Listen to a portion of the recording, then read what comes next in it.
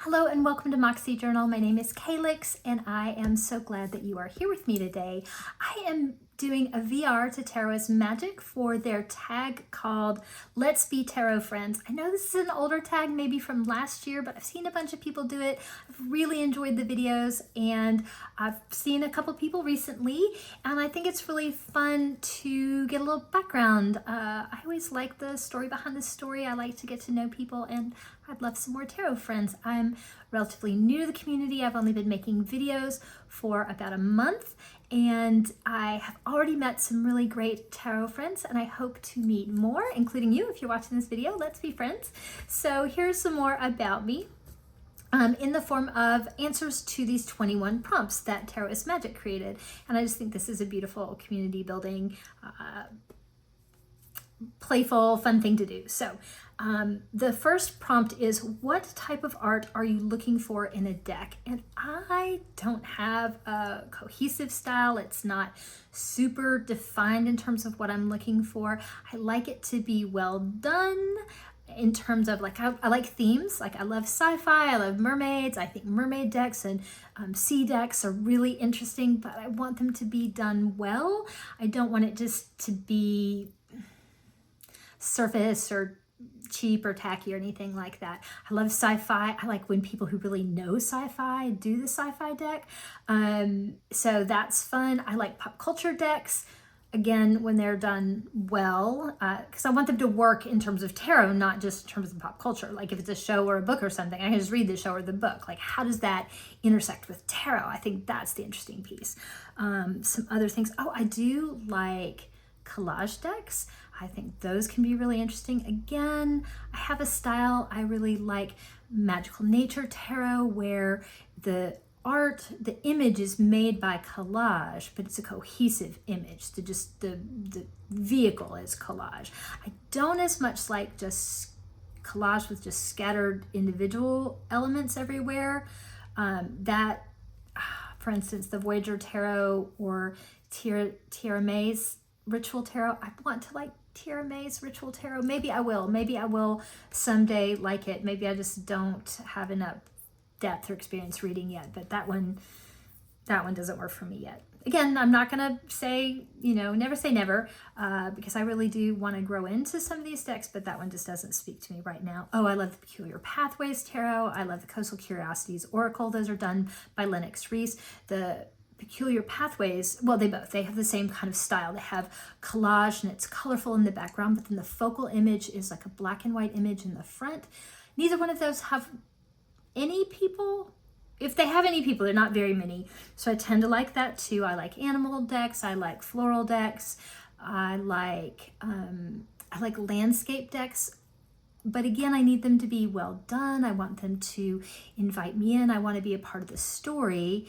And I'm fascinated by how creators take a really human experience, this archetypal human expression, and how they translate it into landscapes, how they translate that feeling, because it still has to evoke a human response in me as the reader. And I only read for myself. I don't read for other people, and I don't plan to, but again, never say never. But my focus is really to use my tarot decks with my self-care practice and my magical practice and my spiritual practice and my daily just process practice. So I need my decks to work that way, but then I can have a whole range of art styles. So, I like storybook, sort of illustrated decks like Tarot of the Moon Garden. I like the Magical Creatures, which is kind of part animal deck and part storybook from Wilder Heart Studio. So again, I like, what is that one called? I don't have it. I want it. It's on my list. It's like the Persephone deck, the deity deck. I think that's beautiful. I want the Bridget Oracle. Like those, I just think are beautiful. I don't have any deity decks right now. So, and then what did I not cover? Oh, folk art. I really like the Universal Folk Art Oracle.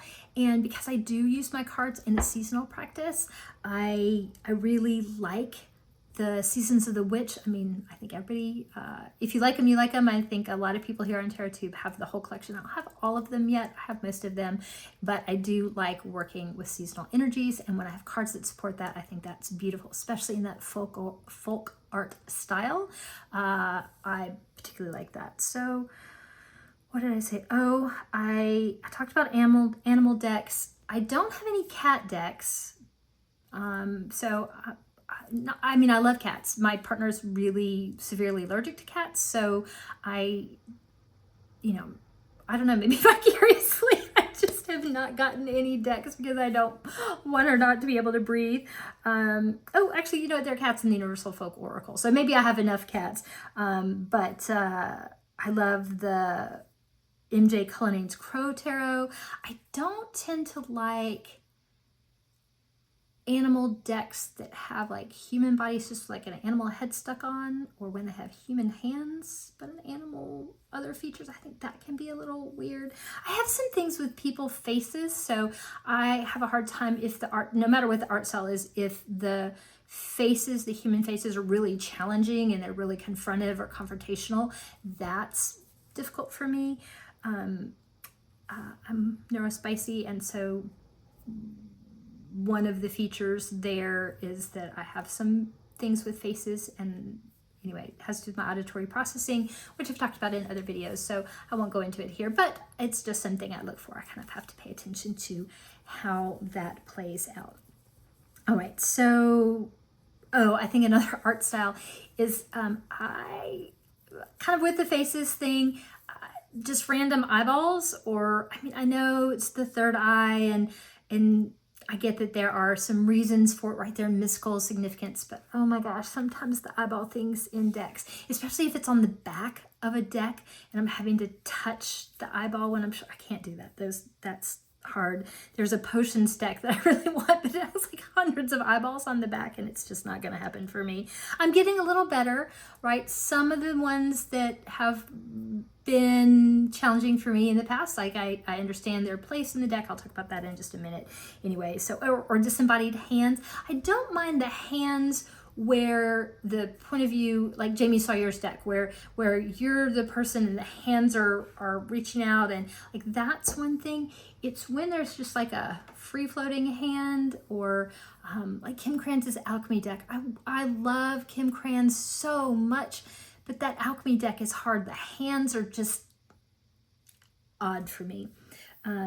Anyway, so I think the main thing for me is that story. I love story. Story and love are my two core values. I mean, that's just it. So if the art style serves the story, then I'm all about it. All right, so that is a really 8-minute answer to one question. I promise not all of my answers are that long. So what do I search for in a deck? So in addition to art that really speaks to me, that's whimsical or enchanting or just beautiful or, exciting, something I haven't seen before, other things I search for, I heard Auntie Kay say, and I loved her response to this. So hi, Auntie Kay. She said that she has to have a deck that aligns with her worldview. And I really like that. Like that lens, yes. As I said, I'm drawn to landscape and animal decks more than people decks kind of at the moment. But if they have people in them, I would like to see a wider range of expression of humanity, right? I would like to see more ages represented. I'd like to see more skin tones and body shapes and abilities and just functionalities. I want to see a lot more. Again, because I do use my decks for self-development, and part of interacting with characters that have a wider range of human expression is that is a way for me to not only get, how do I say this?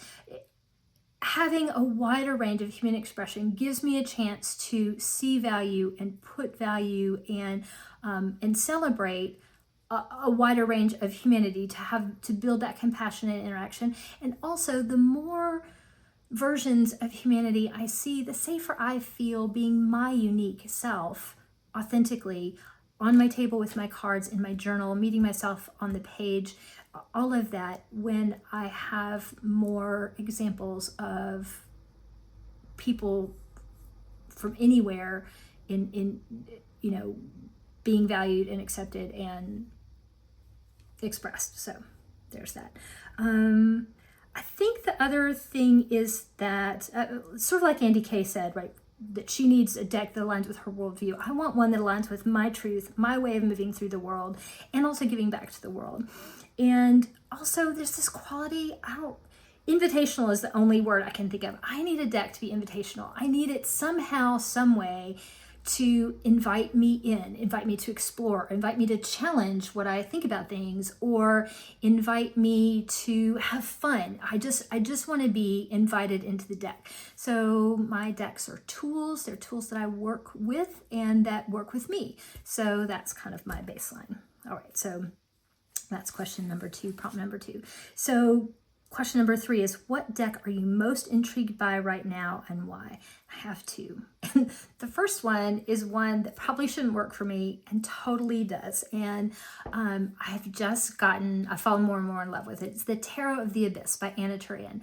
That deck has like so many face-on, challenging people, and yet it's black and white, or white on parchment color. It is illustrated, it's line drawings, and it's incredible. It's detailed, it's interesting, it has different perspectives, it has some alternate cards. It's a dream to shuffle and to lay down, and I just keep having these really incredibly layered experiences. It's turned into this teaching deck for me. It's turned into this surprise, I don't know, like professor or something for me with tarot. And so maybe I just have a schoolgirl crush on the Tarot of the Abyss. The other deck is the Galactic Star Tarot, which is a sci-fi deck. It has aliens. It's really good. It's a totally crazy deck, and I just got it. I haven't even welcomed it in. Like, it's not even in my welcome aboard journal or anything. I haven't bonded with it yet, but I'm so obsessed with it. I love it. I think it's funky and fun, and I'm so excited to get to work with it. So those are the 2 that I'm most intrigued by right now. And it says, the 4th question says, is there one card in the deck you always check out first, and why? So there are a couple. I check out the Hierophant. And the reason why is I'm not interested in adding a bunch more decks where the Hierophant, the teacher in the deck, or the tradition keeper, is just the standard old religious white guy. Like, I get that that's the traditional Hierophant. Sometimes it's the Pope. I have an Italian deck that it's the Pope, and that's okay. Like, I'm not getting rid of those. It's not that I'm anti, it's just that I want something else. I'm looking for something else. And I heard Howlite Shore. I'm sorry, I don't know her name, but her channel is Howlite Shore. And she said two different things that have totally stuck with me and changed the way I think about it. But one of them, the one that applies here, is that she said, when you look at the Hierophant, it tells you a lot about what the deck, what the style of teaching is, and what it has to teach you. If I didn't say it exactly right, that's what I took away from what she said. And I thought about that. I thought, yeah, it gives you an idea of what that deck thinks about teaching, what that teacher kind of sets that tone. And so I really appreciate when it's an interesting Hierophant, when it's a sage or a shaman or a wisdom keeper in some other way. I have a landscape deck where it's this giant tree, and I just feel so expanded and drawn in, and like I could totally do that. In my Magical Nature Tarot, the character there is a little bit more of a traditional Hierophant, but there's no face, and even though they're in this sort of religious traditional garb, again, they don't have a face. They're sort of a dark shadow, and I think that's interesting. So I checked that one out. And it's not a deal breaker, but it's definitely something I'm paying attention to. And then the other one is the Strength card. I love the Strength card, and it's kind of a weird little card for me because I technically am a Leo, and I've never felt like a Leo. Like, I felt like a broken Leo. I kind of have said that before, but I'm a fringe walker. I've always been kind of in between cliques. I'm not the leader. I'm never the president. I'm not shy. Like, I'm totally not shy. I love to meet people. I love to talk, but I'm a raging introvert. Like, when I run out of social battery, I'm just done. And I mean, I just go from here to empty, and I disappear. Like my whole family is like, oh, she must have gone to bed. She's done. She's tired. Because I get to a point I just can't. So, so anyway, back to the strength card. I don't feel like a Leo, but I've always liked the lion. So, and it's usually one of my favorite cards in the deck. So, I did actually just find out, because I'm working through Mary Kay Greer's book on tarot for the self, and I just found out that my personality card and my soul card are both the 8, which is in RWS is the strength card. So I do actually sometimes look at justice too, in case those are inverted in the 8s and the 11s. But so that's kind of interesting. Maybe that's why I've always liked the strength card. I don't know. We'll see.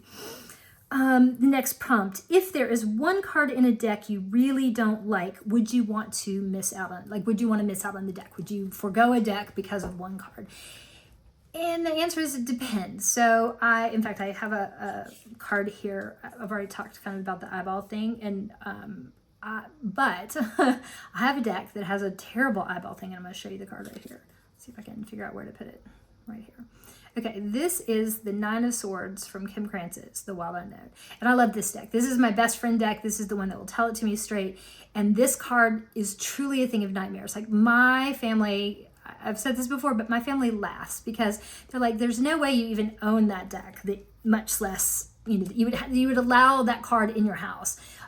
They call me to tell me about eyeball things in movies or TV shows or whatever, like, cause it's hard for me. But that card, it's actually I have to turn it over so it's not there. It's a nightmare card, so it's totally fitting. And the first time I saw it, I was like, ugh. But I understand. I've gotten a tiny bit used to it. Oh, actually, I forgot to show you. This was underneath it. This strength card. This is one of my favorite strength cards. I don't actually like this whole deck. I don't use it very much. This is the Lightseer Tarot by Chris Ann, and the cards in this deck I love. They're great, but there are a lot of challenging faces, particularly the pages. They make me want to punch them in the face. But this strength card, this is one of my very favorites. I think she's just super great. Anyway, so I wouldn't want to miss out on the Wild Unknown. Like, that deck is fantastic. Like, I don't want to miss out on that at all. That's a fantastic deck. And I'm glad I have it, and I'm glad the eyeball thing didn't keep me from getting it. But there's one, what is this one called? I think it's called Circle of Doors. I think that deck looks amazing. I know there are people that I like, that I really like the decks that they show. And I've heard people talk about that being their soul deck. But the Tower card and it's a photograph, artistic, photographic, sort of exposition type of deck. And the Tower card is from 9/11 and has, a real person, like, falling from the tower. I just can't do that. That was too traumatic. And I have some history with tragic death when I was really little, and I can't, like, that is that's a deal breaker for me. So I'm going to miss out on that whole deck. Now, if it were an oracle deck, I would totally just get the oracle deck and just chuck the card. I'm all about modifying. I modify my journals. I modify books. I take out oracle cards I don't like. I have been known to, like, color out a word or put a sticker on or something. But tarot cards, it's different, right? You have the archetypes, and when the creator has chosen specific images as part of the whole cohesive story, then I think it's a little bit different. And sometimes the image or artistic choice helps me, like, it challenges me about what do I expect and what do I think, and it brings up a bunch of juicy journaling things, and can I get over it, or what does it mean, or why does it hit me, right? And then some things it's worth it to get past or through, or just kind of understand what it means, and others, like 9/11, like I don't have any interest in doing any work to get through that. There are plenty of other decks for me. And again, if you love that deck, I don't want to yuck on your yum, right? If you find that deck wonderful and soul supporting, fantastic. I love that. I think the creators, I think it looks, with all the other decks, all the other cards in that deck, I think it looks like an amazing deck. So, I don't think it shouldn't exist. I've read reasons about why they made those choices. It is certainly an evocative image and causes a really visceral reaction. And, you know, that's more or less tolerable for people. I just can't get past thinking about what that person's family must feel to know that that's out there. Maybe they don't know, maybe they have permission. I haven't read about it that far. I just kind of got in my own stuff. So anyway, that is a long answer to that question. And what are we on? That was number 5. Number 5. Oh, I stapled my pages backwards. Okay, let's get to number 6. Okay, what is your fave or least favorite card in tarot and why? So I already talked about the strength card. I like the high priestess. I think she's usually fun. I like that magic mystical. I am a priestess in my practice. And so I like seeing that in the tarot. I love the hermit card. The hermit is usually one of my very favorite cards. And actually, if a deck has a bad hermit card, I'm like, what? It's such a great card. How did you mess it up? I do like the Queen of Cups and the Page of Swords. Those are kind of two, well, what's the tarot word for it? Signifier. Significator. I don't know, whatever that word is, where it's sort of like you pick it out and it sort of represents you, a little icon. Both of those kind of work for me, so I like to see them and see about the art behind them. The least favorite card, I don't know, maybe the Ten of Swords, like that. That card and I have work to do. I think it's a great card. I mean, it just comes up for me a lot, and I'm still working with it. So a lot of times the imagery is just kind of like a bunch of swords in somebody's back. I'm like, well, so I don't know. But again, I think all of the cards have places in the story, and I appreciate the whole story. I don't need everything just to be, you know, rainbows and unicorn kisses and cotton candy, right? That's not at all. Okay, question number 7. What do people close to you feel about tarot and you do too? And what do people close to you feel about tarot and you doing tarot? Totally supportive. Like well, it's maybe one of the least controversial things. My family and friends have a long time. This is one of the things about coming into tarot this late in the game, is that I've come out, you know, pagan, poly, queer, like all this, like tarot is like cards. Okay. So that said, you know, I live in the States and this is March of 2025, and I'm putting myself out here on the YouTube into the public sphere as not being a conventional person at a time where possibly not being a conventional person is going to be severely penalized. And I did grow up in the South, so I have been around a lot of people who are convinced that tarot cards are, I don't know, Satan's calling cards or something. It's just the people I have in my life aren't that way, and I am choosing to not live in fear of that. I'm choosing to connect with community and be a part of that, and so I feel totally supported in it. And then it says, how do you feel about the esoteric stuff in tarot?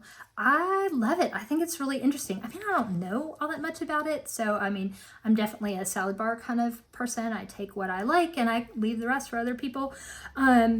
And actually, I read a quotation. I'm going to read you something. I stuck it in my journal here, and this is a couple of paragraphs from the Mary L. Tarot, which I've studied and I've journaled about. I have not actually practiced with, because there's a lot going on in that deck. But it is a deck that, if you don't know, you probably do. But it is a blend. It is I think it's Maria White. Anyway. The creator of the Mary L. Tarot. It's based on the Marseille, the Rider-Waite Smith, and the Thoth decks, right? So it's some of all of them. But she says, people have added all sorts of systems to tarot, and tarot has a great talent for accepting them. Many of the systems contradict each other, and some are overlaid in different ways by different people. Remnants remain to be passed on to subsequent generations of tarot. People see something good in these symbols and arrangements, be it consciously or subconsciously, and continue to include them, and so tarot iconography expands. All of this syncretism over the years, plus the inclusion of different basic elements that affect us people so profoundly, such as numbers and words and images, have made tarot become perfectly ambiguous with a deep spiritual bent. All of these warring systems have come together to polish the rough structure of tarot into a perfect mirror of the human soul. We can look at it and see right past the flesh and into the deeper regions where the answers to our questions exist. Like, that's perfect. So that's my answer. I wish I had said it, but she said it. And I just think that's the esoteric stuff. RWS, Thoth, Marseille, and why. I had a bad experience with Thoth. I've mentioned it in my how I got started with tarot video, so I'm not going to talk about that here. So not Thoth, although Marielle, right, scooching up to it a little bit. And I don't know anything about Marseille, and I need another obsession. No, I do not. So for me, it's RWS, and I do love the RWS. I like the system. It's fun the more I start really working with it, because I didn't start actually with the Rider-Waite-Smith. I started with pretty close decks, but I actually now have the Centennial. I have a real one, and so I'm really liking learning that. And I don't have Lenormand or Kipper or any of those others. Really just RWS. Anyway, what are my thoughts on cardstock? This is prompt number 10. Thoughts on cardstock. Well, I like bendy, shuffly cards, and I don't know the right words for it. I don't know about cores and GSM, and I do like certain papers. I come from a journaling and planner background, and so, but I just don't know that much about cardstock right now. I don't like cardstock that feels sticky or like fleshy like that. I can't do that. Glossy, the glossy slidey cards that are a little like shiny and I don't know, a little cheap, kind of tacky-ish. They're hard to work with, but sometimes they're just shiny and pretty, and I don't mind. They're a pain to, you put them down, they just scooch off the desk, but they're okay. Question 11, bags or boxes? Yes, please. I want all of them. I'm an and both kind of girl. So I do like both. I don't have very many bags, and I do actually have an issue with bags, because when I put something in a bag, unless it's really evocative of what deck is in there, I can't remember, like out of sight, out of mind. And then it's just a hassle for me to like have to open up the bag to figure out what's in there. That said, like Lisa Pepez with all of her beautiful Peggy bags and all hanging, I think that looks so much fun. And Giselle, my new friend Giselle over at Madwitch Cottage, she's been so nice to me. And she, oh my gosh, if you all have not seen the bags she makes, like those glorious fabrics and hand stitching, like I am amazed. I love that. I come from a quilting background, and I'm really, actually, I love quilts, and I'm really good with flat things, but making something that would fit 3D into a shape of a particular size, I don't know that if I have it in me. So I think if I'm going to put any more bags in, because I've kind of hit the number of bags, which is like 4, where I need very specific bags, or I need to get a patch, or I need to learn how to embroider on the outside of the bag and just put the name of the deck on the outside of the bag, and then I could have them all. All right, so question number 19. How many decks do you have right now? I don't really know. Maybe 25-ish? I don't know. If you could befriend one person on TarotTube in Tarot World, who would it be? Oh gosh, I can't narrow that down. I have really enjoyed meeting you all, and I have some new tarot friends, and I want more. So if you're watching this video, be friends with me. Let's be friends. And I would love to continue the conversation and just, I'm not restricting the friend circle to just one. What is your? Oh, I did it again, you all. I skipped. That question was actually 19 and 20. And I didn't do 12. Yeah, I'm not good at stapling. How did you learn tarot or get into it? So I bought my first deck as a teenager, which was decades and decades ago. It's been a winding road since. As I said, I'm new to practicing, even though I've been studying for a long time. And I have a whole video on that. It's my first video actually is called what is it? The tag was Tarot Journey Through Decks, that Simon over at Hermit's Cave started. So if you want to see more about how I got into it, you can check that out. The question 13, the best news in the tarot world you heard lately. I don't know that I hear a lot of tarot world news, but I did hear two little things. One, that Season of the Witch, they are working on a tarot, not just oracle, so that would be fun. And I think I heard someone say that maybe it was Simon who was telling Kelly Bear that there is, or maybe there will be, a borderless tarot of the Magical Forest deck. And I would like that one, so I have to check that more out. So maybe that's news, maybe that's old news, I don't know. How many decks are on my to-get list, my wish list? Ooh, too many, dozens. But it's an ever-expanding and changing list. But I am trying to slow my roll. I'm on a just look but don't buy plan for another month or two, like 0, which is really hard. 0, 0, 0. But that's okay. It's just fun to make the list, and I keep watching the videos. If you could only keep 3 decks, which one would you choose and why? Oh, I didn't write down my answer to this. I don't know. I think if that happened and I was in a situation, I would just grab whatever was right there, whatever spoke to me. I would just fling open my cabinet and just grab, and I would just trust it. I don't know. I love all of my decks, so really I couldn't go wrong. I would be bereft at leaving any of them behind. If I wouldn't be, then it's not a deck I'm going to keep in my collection, so it wouldn't be where I would be grabbing. So there you go. How does knowing tarot influence your everyday? Oh, I love the lens of tarot and having this common vocabulary. It's been really fun for me to be watching videos and to understand what people mean when they say, oh, it was a 3 cups moment, or I had a tower kind of day. I like that kind of shorthand. I have a background as a linguist, which is just, that and I do think of tarot as a visual language and a way we communicate with ourselves and with other people. And so I like that kind of shorthand. I was in the military, so I also, we used to communicate in acronyms. I think anybody who's in a specialized industry, you do that. You have this kind of lingo, this argot, and I think I love joining the tarot world and doing that. I did have a moment, let's see if I can find this in my journal. Is it this week? Where my dogs actually had a 6 of Pentacles moment, and I had to put in, let's see if I can get this to show. Can you see my little dogs? I don't know if you can see, but the little black and white one, whose name is Hugo, he had all the little chew bones, and the little white one, Hector, he had no chew bones. And so we had a little conversation about reciprocity and generosity, and it kind of cracked me up. That just me in my in my studio here with my little dogs, that we had a little tarot moment. Question 17. If you could turn back time, would you have learned tarot any other way? No. Am I on the right page? Is that the right one? Yeah.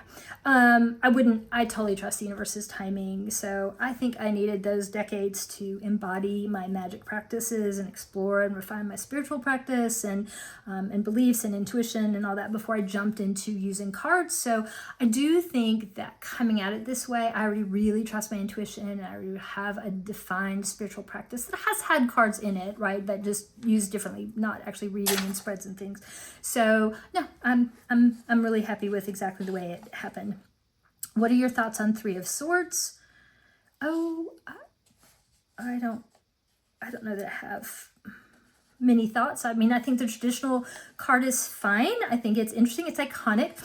I don't really read it as heartbreak, which is kind of what the little shorthand keyword is on, my books and things. Except in the sense of sort of an emotional base for a mental experience that leads to a lesson. And I do like seeing alternate images for this card. I think it's really fun when they do. For example, Tarot of the Abyss. Tarot of the Abyss. Is that the one I'm thinking of? I think so, where it has, instead of, the one image is a woman with a heart. It's actually bird-shaped coming out of her broken heart and the swords. And then this alternate version is a person with a book open and the learning, the symbols coming off and their head open and the things flying. And anyway, I like seeing different images. I do understand some of the criticism about how some decks go far afield and they change all kinds of things and they just leave the 3 swords sticking into the heart as just that card. And I can understand that, but anyway, a lot of words for me saying I don't actually have have many thoughts on it. So where did we do? We did bags or boxes. We did that. How many decks do we have? I said that one. And the Friends in Tarot Land, I already talked about that one. And then 21. Oh, so we're at the end. Here we go. What is your favorite part of the day to do tarot? I'm a morning girl. I am, in fact, I'm a morning person. Like, I'm even in high school when it's so cool. It's always cool, I think, to be a night owl. Like the musical people, they're always night owls, right? All this cool stuff happens at night. I would be a terrible vampire. Like, I would probably just singe myself to ashes the first day, because I get up at about 4:45 every day, and I just I'm in bed at like 8:30 or 9. Now, I don't fall asleep right away. I mean, I'm always asleep by 10. Like, I'm always asleep by 10. So nighttime practice, I always think, oh, it'll be cool, reflective, I'll journal. No, I mean, I have gotten to the point where I do look at my cards from the morning and I think about them in the 2 minutes before I fall asleep. But any kind of real journaling or exploring or really mentally with it stuff is going to happen the next morning after I've thought about them. And then, yeah, so, but actually drawing cards at night, I would probably draw 2 and then fall asleep. Sometimes when I get a new deck, I'm so excited and I just start looking at it. I wake up and they're just cards scattered all over. So, I mean, I guess I sleep with my decks sometimes. Who knows? Yeah, so I'm not a cool kid. I'm a morning kind of person. Now, I could do tarot kind of at other parts of the day. Those are just the 2 times I'm not really committed to other people. But I mean, sure, noon, lunchtime, afternoon, a little break to read some cards, I could totally do that. But in terms of when I consistently do and when I'm just naturally inclined to, it's the morning. And then the last thing here is confession. And I don't know that I have a tarot confession. Maybe I have a tarot tube confession. It was weirdly hard for me to get on here and show my face. I full-time, like my job, I'm a presenter, I'm a trainer, and I used to go in person and present in front of people, and so I don't mind crowds. I'm not scared of speaking in public, that kind of thing. Now I do it all online, so it's not even like I'm nervous about being in front of people, but in a digital world. But I think that because this is content that's important to me, normally when I'm presenting content or curriculum or something that someone else has developed. I'm representing somebody else. It's not what's coming from my heart. It's not my authentic self. So it's easier. So it was harder to put my face here, and particularly because I did this little exploration, little commitment to myself last spring, where I decided for a year to kind of give up on the pursuit of pretty. And I'm not saying I'm not pretty or whatever. I just needed to break my connection with some of that pursuit of what some of those external things mean, and think about, how that was. So I sort of fasted from wearing cosmetics. I still, do skincare, but I didn't wear any color cosmetics. I took my nails off, and it's actually been really hard to show videos where I put my bare natural hands down because I had nails and I love color and length, and I love the sparkly, I love nail stuff. Like, that has been really, I miss that. So that will probably come back, and I think my hands are just fine, but my face, it's weird to put my bare face. Oh, and the other thing is I shaved my head last year, so obviously my hair is growing back, but it's just been interesting. Like, when I went to start to make this video, I thought, oh, I've got to put on some mascara, I've got to take out my lip ring and put on lipstick, and I'm like, no, where did that come from? So I have some journaling to do as soon as we finish up here, but it was just interesting for me. My confession here is that I had this weird need to mask or to put a little distance here, even though I don't want to do that. So I chose to A, still make the video, and B, to just bring my bare authentic face here.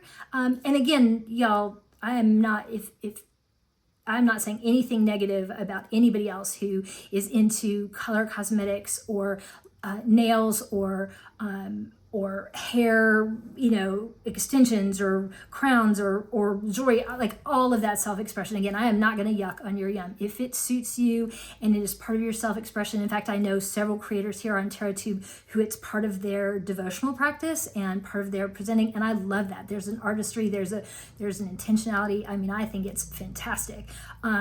But for me, I'm just saying that I made this choice last year, and then here I am to make this video, and then here's this thing that comes up like, oh, you can't make that video barefaced. Like, ah. So anyway, I did it. I'm here, and that's maybe more than you wanted to know about me and tarot. And but if not, if you still want to be friends, leave me a comment, and I look forward to seeing more of these videos. And I love all the VRs and stuff. I really like that about TarotTube. I like the community building, and I am so glad to be here. So again, thank you for spending time with me, and I will see you in the next one.